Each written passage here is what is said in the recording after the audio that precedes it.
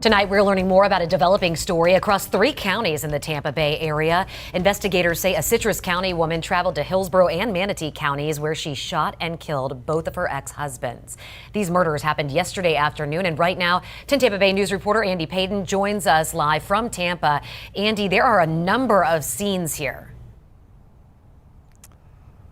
Yeah, that's exactly right. You can see one of them behind us here now. Those familiar with the situation tell us this house is where it all started, and neighbors say they could hear it. Tonight, investigators across Hillsborough and Manatee counties are still trying to answer the question why, after 51-year-old Susan Avalon allegedly shot and killed both of her ex-husbands within a 4-hour span. We don't know why yesterday was the day that she decided to take this action. This is Susan Avalon, a 51-year-old mother who would orchestrate one of the most calculating and cold-blooded double murders Florida has ever witnessed. In the early hours of Wednesday, December 18, 2024, at around 3 p.m., police in Bradenton, Florida, responded to a frantic 911 call reporting gunshots fired at a residence in a quiet residential neighborhood. Upon their arrival, officers were met with a horrifying sight. A 54-year-old man's body lay in the doorway of his home, riddled with bullet wounds. The scene was chilling. His lifeless form sprawled across the threshold where he had answered what he thought was a food delivery. Just moments earlier, he had opened his door to what appeared to be a DoorDash driver carrying Panera Bread.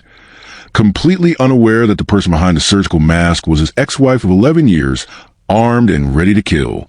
In a tragic and calculated act of violence, Susan Avalon would pull the trigger, shooting him twice as their 15-year-old daughter stood inside the home. But this wasn't her only victim that day. Earlier that same morning, she had driven to Tampa and murdered her second ex-husband in cold blood. 2 men, 2 separate locations, 1 woman consumed by rage, and a chilling plan executed with precision. But before that, let me take you back to how it all began.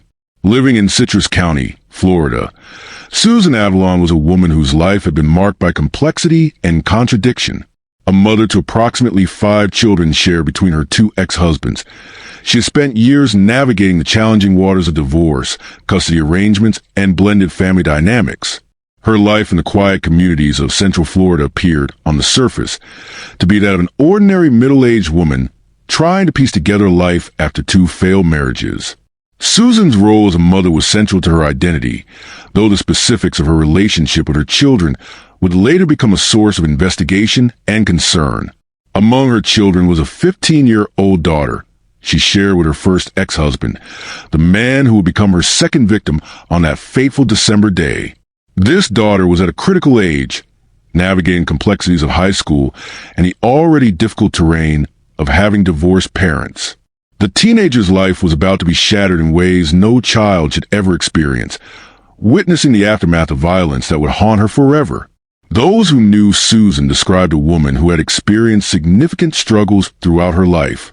Her history painted a picture of someone who had faced numerous challenges, including financial difficulties that manifested in unpaid child support obligations.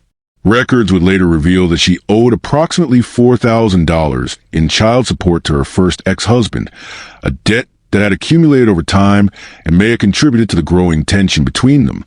This financial burden represented more than just money. It symbolized a power dynamic, an ongoing connection to a man she had been divorced from for over a decade. But beneath whatever public persona Susan maintained, there existed a woman with a deeply troubling past that would only fully come to light after murders. Meanwhile, our I-team dug into Susan Avalon's past, and court records show that both men killed had good reason to be worried about their safety. And tonight, our investigative reporter Adam Walser has those troubling new details. We've learned Susan Avalon, who has gone by multiple different names in the past, has turbulent histories with both of her alleged murder victims. And we've uncovered a court document in which one of the men alleged she threatened to kill him and allegedly asked him to kill the other man years ago. We discovered Susan and her ex-husband, David Scott, who she is alleged to have murdered in Bradenton, filed for divorce in Manatee County in July of 2013 and fought over custody of 5 children.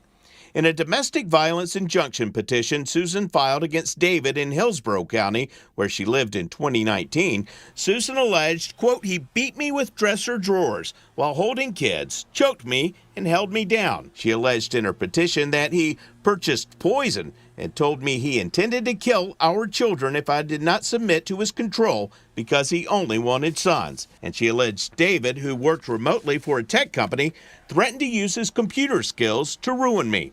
The judge did not find probable cause and denied her motion.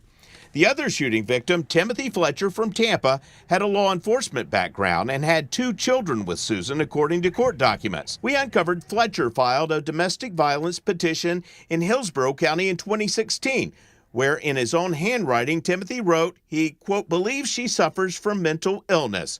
Timothy wrote that she asked me and my father to kill David Scott on numerous occasions. My father thought it was funny, but over time, I started to believe her. Timothy went on to write, Susan has threatened to kill me on numerous occasions and has said, you deserve to be dead, and I should slit your neck. That petition for an injunction was also denied by a judge. We're expecting more documents to be filed in the murder cases in the coming days in multiple counties. We will stay on top of it and let you know what we learn. Her life had been marked by accusations and arrests that painted a disturbing pattern of behavior. In 2004, 20 years before the murders, Susan had been arrested for child abuse in Virginia. This wasn't an isolated incident. Over the years, there have been other child abuse cases in Tampa and Pasco County, though these cases were ultimately dropped. Investigators would later suggest that many of these cases were tied to bitter custody disputes with her ex-husband's accusations hurled back and forth in the midst of contentious legal battles over children they shared. Susan's relationships with both of her ex-husbands had deteriorated significantly over the years. What had once been marriages that produced children and presumably some measure of happiness had devolved into acrimony, legal battles, and festering resentment. Her first marriage, which had ended 11 years before the murders, had never truly been resolved in her mind. The custody arrangements, the child support obligations, and whatever other grievances she harbored had apparently continued to consume her thoughts and emotions long after the divorce papers were signed. Her second marriage had also ended in divorce, though the timeline and specific details of that relationship's demise were less clear. What was certain, however, was that by December 2024, Susan Avalon found herself alone, living with a boyfriend in Citrus County, disconnected from both of the men who had once been her husbands. The passage of time had not healed old wounds. Instead, it seemed to have allowed them to fester and grow into something far more dangerous. In the days leading up to the murders, those closest to Susan would later recall subtle but disturbing signs that something was amiss. Her live-in boyfriend, who shared her home in Citrus County, noticed changes in her behavior that were out of character. The day before the shootings, Tuesday, December 17th, Susan had done something unusual. She had looked at her boyfriend with intensity he found unsettling and told him, in case something happens to her, that she loved him. This statement, seemingly innocuous on its surface, would later be recognized as a chilling farewell, a suggestion that she knew she was about to embark on a path from which there would be no return. Susan had also recently made a discovery that would prove significant to her plans. She had somehow managed to locate her first ex-husband's current address in Bradenton in Manatee County. After 11 years of divorce, during which he presumably tried to maintain some distance and boundaries, she had found him. This wasn't a casual discovery or an accidental encounter. It was a deliberate act of tracking down someone from her past. It would enable her to execute the second half of her deadly plan. The Susan Avalon who existed in December 2024 was a woman at a crossroads, though no one around her fully understood the depths of the darkness she was planning. Whatever accomplishments or positive qualities she may have possessed had been overshadowed by years of unresolved conflict, mounting resentments, and a disturbing pattern of behavior that suggested an inability to move forward from past relationships. She was a woman who would make a choice that would destroy multiple families, traumatize her own children, and shock an entire community with the calculated brutality of her actions. In the months and weeks leading up to December 18th, 2024, Susan Avalon's thoughts apparently turned darker and more focused on her ex-husbands. While the specific trigger for her decision to kill both men remains known only to her. Investigators would later piece together evidence suggesting that this was not a spontaneous act of passion, but rather a carefully planned execution. The relationship between Susan and her first ex-husband had been contentious for years, marked by ongoing custody disputes over their daughter and the outstanding child support debt Susan owed. 11 years after their divorce, they were still entangled in each other's lives through their shared child, now a teenager navigating her own challenges. Whatever the original reasons for their marriage's end, the years had only deepened the animosity between them. Susan had made allegations against him in the past, accusations that would resurface during her eventual arrest, suggesting that in her mind, he represented not just an ex-husband, but someone she viewed as a threat or a wrong that needed to be righted. Her second ex-husband, living separately in Tampa's Hillsborough County, was also on her radar. The details of their relationship and divorce were less publicly documented, but the fact that she would target him first suggests that he too had become an object of her rage. Whatever grievances she held against him had festered to the point where she deemed him deserving of death. What made Susan's plan particularly chilling was its premeditation and the cold calculation with which she would execute it. This wasn't a crime of passion, a momentary loss of control in the heat of an argument. Instead, it was a methodical plot that required planning, preparation, and a complete absence of empathy for the lives she would destroy. She would need to travel to 2 different counties, acquire or already possess a firearm, and devise a method to gain access to her victims. For her second target, she would create an elaborate disguise, exploiting the trust people place in food delivery services to breach the sanctuary of his home. The woman who would emerge on December 18th was one who had made peace with murder, who had convinced herself that killing both of her ex-husbands was justified or necessary. Whatever her internal reasoning, she had crossed a psychological threshold that most people never approach, deciding that she had the right to take 2 lives and forever alter the trajectory of her children's existence. In the early hours of Wednesday, December 18th, 2024, Susan Avalon set her plan in motion. The day would unfold in 2 distinct acts of violence, separated by miles but connected by a single perpetrator's determination to destroy the men from her past. Susan left her home in Citrus County that morning, climbing into her silver Honda Odyssey for what would be a journey into darkness. Her first destination was Tampa, in Hillsborough County, where her second ex-husband resided. The drive gave her time to consider her actions, to potentially turn back from the precipice, but she continued forward. When she arrived at his residence, what exactly transpired remains partially known only to her. What is certain is that Susan Avalon shot and killed her second ex-husband in cold blood. The details of how she gained access to him, whether there was any conversation or confrontation, and the exact nature of the violence have not been fully disclosed by investigators. What matters is that when she left Tampa that morning, a man lay dead, and she had crossed a line for which there could be no return. With one ex-husband dead, Susan didn't flee or turn herself in. Instead, she drove south toward Manatoe County in the home of her first ex-husband. The woman behind the wheel of that silver Honda Odyssey was now a killer, but her day of violence was far from over. By midday, Susan Avalon had made her way to Bradenton, armed with a plan that was as cunning as it was cruel. She knew that her first ex-husband, the father of her 15-year-old daughter, would be at home. She also knew that he would not willingly open his door to her, not after 11 years of acrimony and custody battles. She needed a disguise, a way to breach his defenses and get close enough to kill him. At some point before arriving at his residence, Susan entered a Panera Bread restaurant. Surveillance footage would later capture her movements inside, showing her walking with apparent purpose through the establishment. She made her way to the food delivery pickup area, the section where DoorDash and Uber Eats drivers collect orders for customers.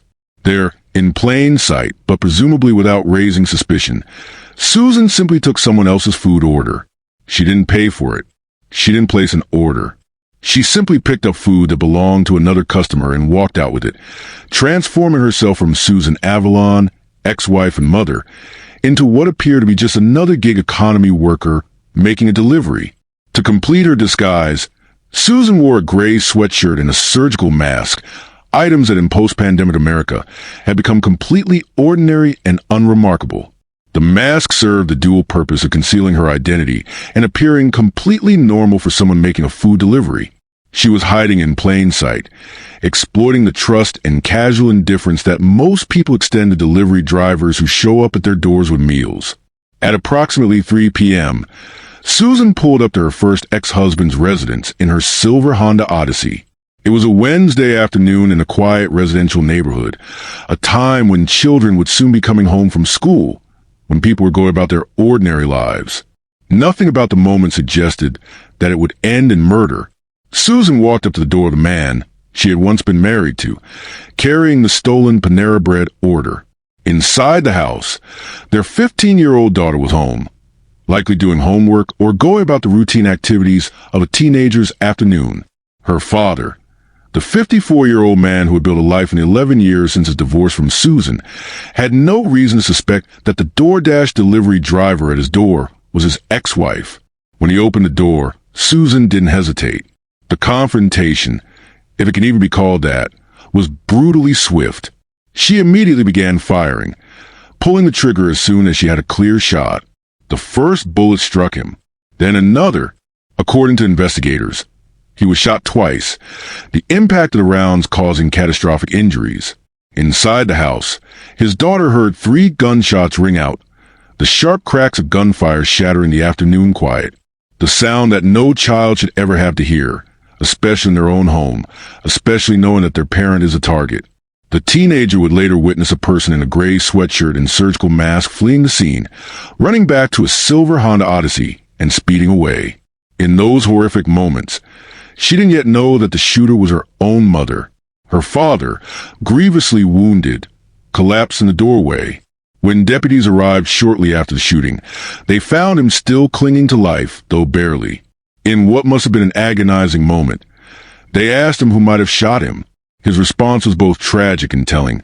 Possibly my ex-wife. Even in his dying moments, there was a note of uncertainty, as if he couldn't quite believe that Susan would have gone this far.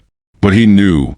Some part of him understood that the woman he had once loved, the mother of his child, had become his murderer. Despite the efforts of emergency responders, the 54-year-old man succumbed to his injuries at the hospital.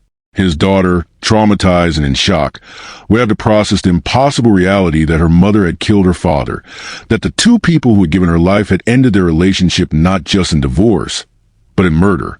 Susan Avalon fled the scene in her Honda Odyssey, leaving behind a trail of destruction. Her vehicle was captured by license plate readers as she drove over the Sunshine Skyway Bridge, heading back north towards Citrus County. The silver minivan that had carried her to 2 separate murders was now carrying her home, where she would attempt to cover her tracks.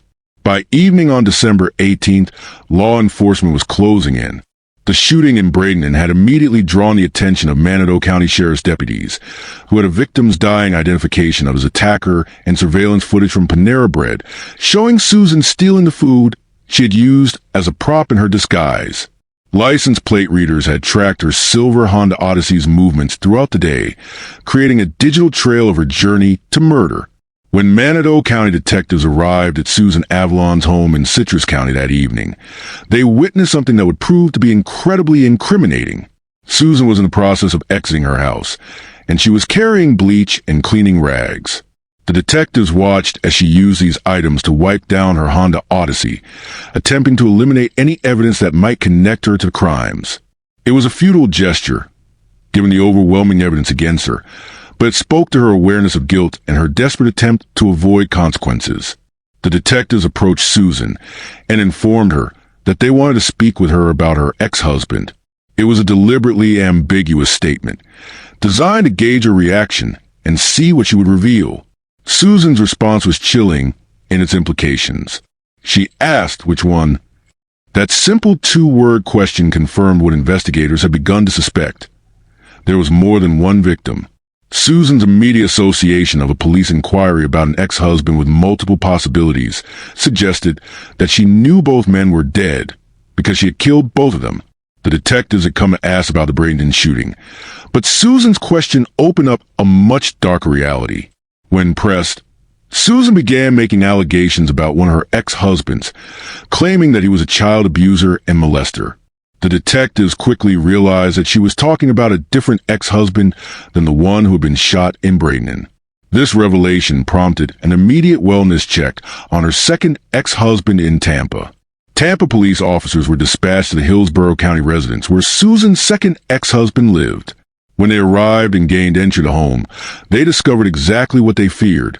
Another body, another murder scene. Susan Avalon's second ex-husband had been shot to death earlier that same day, hours before the Bradenton shooting. The full scope of Susan's crimes was now clear. She hadn't just killed her first ex-husband in a moment of rage.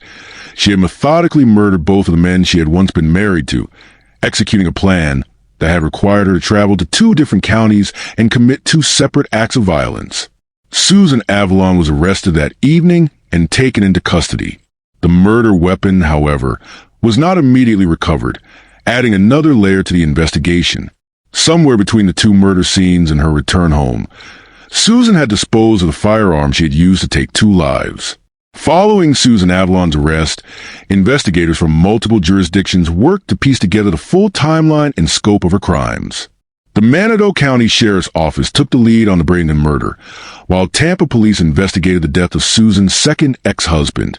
The evidence against her was overwhelming and came from multiple sources. Surveillance footage from a Panera Bread restaurant clearly showed Susan entering, walking to the delivery pickup area, taking someone else's food order, and leaving without paying. This footage, combined with the eyewitness account from her daughter, who had seen a person in a gray sweatshirt and surgical mask fleeing the scene, created a damning picture of premeditation and disguise. License plate reader data tracked Susan's silver Honda Odyssey throughout the day, documenting her movements from Citrus County to Tampa, then to Bradenton, and finally back to Citrus County. This technological evidence created an irrefutable timeline that placed her at both murder scenes. The victim's dying declaration, identifying possibly my ex-wife as a shooter, provided crucial testimony that would be admissible in court despite his death. His final words would ensure that justice could be pursued on his behalf. Perhaps most damning was Susan's own behavior and statements. Her question of which one, when asked about her ex-husband, her possession of cleaning supplies, and her attempt to wipe down her vehicle, and her immediate launch into allegations against her ex-husbands all suggested consciousness of guilt and awareness of having committed multiple crimes. During her police interview, investigators were able to extract a clearer picture of Susan's mindset and her justifications for her actions. She attempted to paint her ex-husbands as villains, making allegations of abuse and presenting herself as somehow justified in her actions. But no amount of rationalization could excuse the calculated brutality of what she had done. She committed first-degree murder twice in one day, planned in advance, disguised to gain access to her victim, and fled from both scenes. Sheriff Rick Wells of Manatoe County spoke publicly about the case, describing it as bizarre. This is not something you would expect. He emphasized the brazen nature of the Bradenton shooting, which had occurred at 3 p.m. on a Wednesday afternoon in a very active neighborhood with children coming home from school. She knew what she was doing. It was planned, Wells stated, making clear his intention to work with the state attorney's office to upgrade the charges against Susan from second-degree to first-degree murder and to pursue the death penalty. The affidavit and subsequent investigation revealed a troubling history of criminal activity and concerning behavior tied to Susan Avalon. Her arrest for child abuse in Virginia in 2004 was just the beginning. Over the following 2 decades, there have been other child abuse cases in Tampa and Pasco County, though these cases were ultimately dropped. Investigators suggested that many of these cases were tied to bitter custody disputes with her ex-husbands, accusations hurled back and forth as they fought over their children. This pattern painted a picture of a woman who spent years in conflict with the fathers of her children, using allegations as weapons in custody battles and accumulating a history of troubling interactions with law enforcement. While the dropped charges meant she had never been convicted of these earlier allegations, the pattern was nonetheless concerning and suggested a woman who struggled with co-parenting relationships and had a history of escalating conflicts. The $4,000 in child support debt Susan owed to her first ex-husband added another dimension to understanding her financial pressures and the ongoing points of contention between them. 11 years after their divorce, they were still financially entangled through this debt, a constant reminder of obligations unfulfilled and power dynamics unresolved. Susan's second ex-husband's history was less publicly documented, but the fact that he too had ended up divorced from Susan and eventually became a victim of her violence suggested similar patterns of relationship dysfunction. Whatever had gone wrong in these marriages, Susan had proven unable or unwilling to move past them, instead allowing resentments to build until they exploded in the most violent way possible. The investigation also revealed that Susan's live-in boyfriend had noticed concerning behavior in the days before the murders. Her out-of-character statement about loving him, in case something happens to her, suggested that she had been preparing for possibility of being caught or killed herself. When she returned home on December 18th, wearing the gray sweatshirt she wore during the Bradenton murder, she had immediately gotten in the shower with her clothes still on, a bizarre behavior that her boyfriend would later report to police. This action suggested an awareness of forensic evidence and a desperate attempt to wash away gunshot residue or other incriminating materials. Susan Avalon's actions on December 18th, 2024, destroyed multiple families and left a trail of devastation that would affect countless lives for years to come. The most immediate and tragic victims, beyond the two men who lost their lives, were the approximately 5 children Susan shared with her ex-husbands.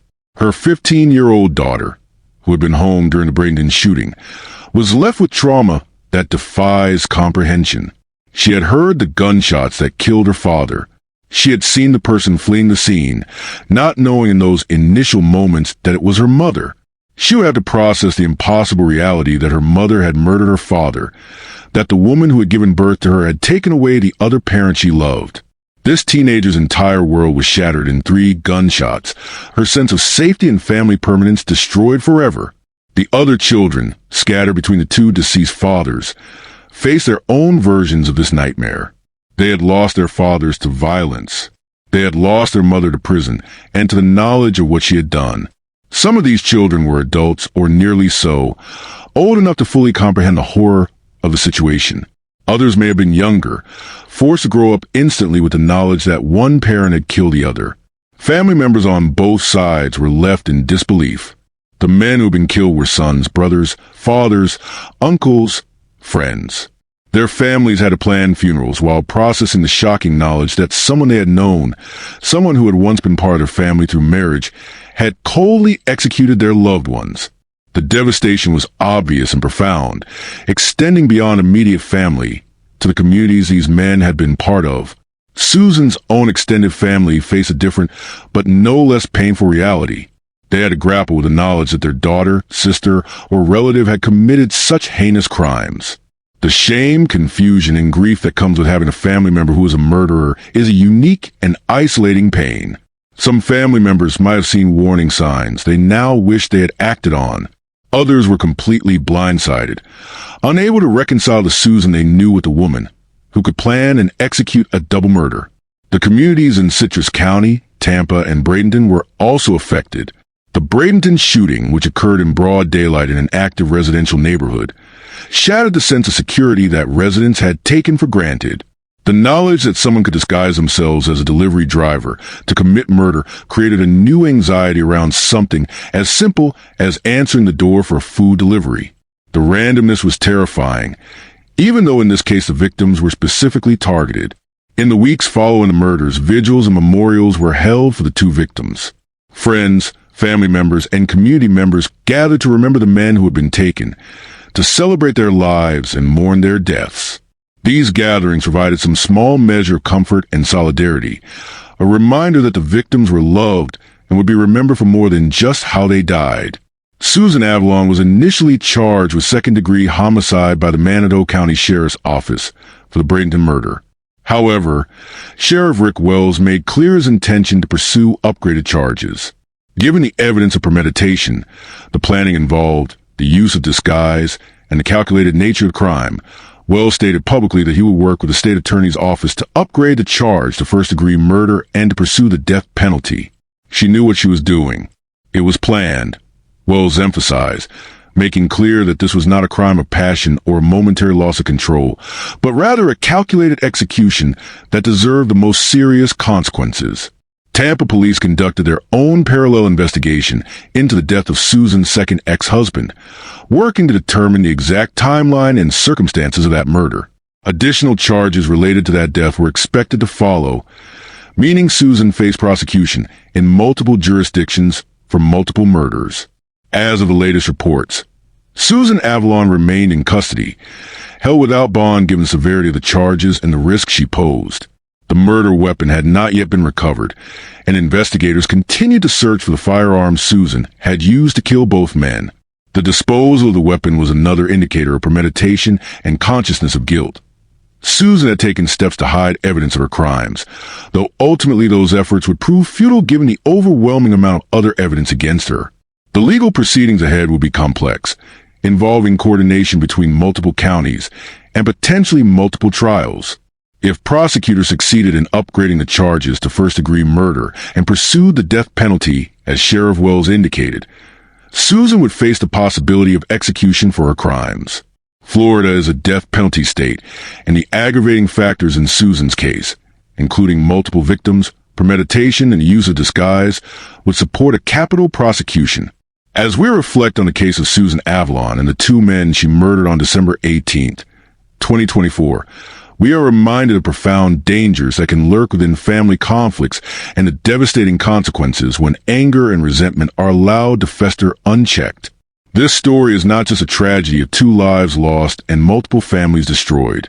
It is a call for all of us to recognize warning signs and take threats seriously, even when they come from people we once loved or who were once part of our families. The fact that Susan had a history of child abuse allegations, even though they were dropped and tied to custody disputes, represented a pattern of concerning behavior that escalated over decades. The ongoing custody conflicts, the financial obligations, and the apparent inability to move past failed marriages all created a toxic mix that ultimately exploded into violence. While most people who experience divorce and custody disputes do not become murderers, the combination of factors in Susan's case created a perfect storm of rage that needed only a trigger to be unleashed. Domestic violence, even when it doesn't involve physical abuse in the traditional sense, can take many forms. Stalking an ex-spouse, tracking down their address years after divorce, making repeated allegations, and engaging in ongoing legal and financial battles can all be forms of harassment and control that indicate an unhealthy inability to let go. When someone demonstrates these patterns, especially over years or decades, it is crucial that those around them recognize these as potential warning signs of escalating danger. The two men Susan killed may not have seen the threat coming, or they may have underestimated the danger she posed. After 11 years of divorce from her first ex-husband, it might have seemed like the worst was behind them. That time had healed wounds and created distance. But time alone does not heal resentments that are actively maintained and nurtured. Susan's decision to track down her first ex-husband's address after all those years should have been recognized as a troubling escalation, a sign that she remained unhealthily focused on him. The use of disguise to gain access to her victim highlights another modern danger, the exploitation of trust in service providers. We open our doors to delivery drivers, repair workers, and various service providers every day, extending a level of trust based on the assumption that they are who they appear to be. Susan's abuse of this trust, disguising herself as a DoorDash driver, reminds us to remain vigilant even in seemingly innocuous interactions.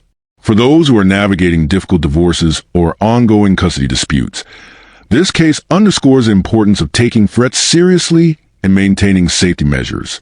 Restraining orders, security systems, alerting local law enforcement to concerns, and documenting threatening behavior are all crucial steps. While these measures might not have prevented Susan's crimes given her determination and planning, they can make a difference in other cases where early intervention might stop violence before it occurs. The broader community also has a role to play in preventing such tragedies.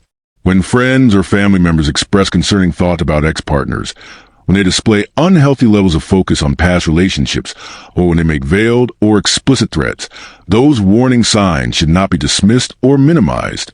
Encouraging people to seek mental health support, reporting credible threats to law enforcement, and maintaining clear boundaries with individuals who display concerning behavior can all contribute to prevention. While the sensational nature of Susan Avalon's crimes and the shocking method she used to kill her first ex-husband have drawn significant attention, it is crucial to remember that at the heart of this story are two men whose lives were taken and the children they left behind. These men had built lives in the years since their divorces from Susan. They had careers, friendships, and most importantly, children who depended on them and loved them. The 54-year-old man killed in Bradenton was a father to at least one daughter. The 15-year-old, who was home when he was murdered.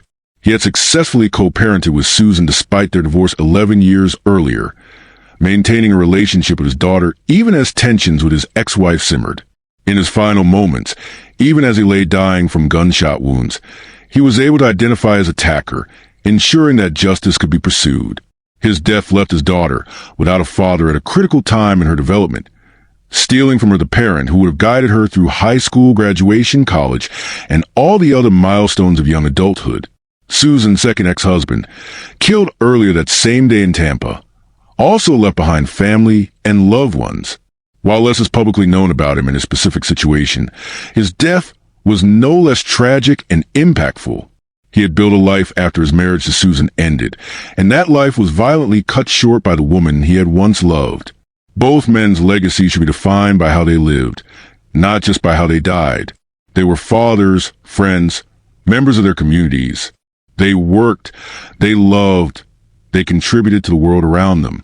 Their murders robbed them of the opportunity to continue those contributions, to watch their children grow up, to experience the joys and sorrows that make up a full life. The children they left behind now carry the weight of their father's memories along with the trauma of how they died.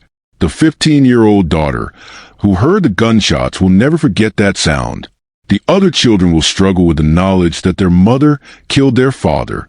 These are burdens no child should have to bear, scars that will affect them for the rest of their lives.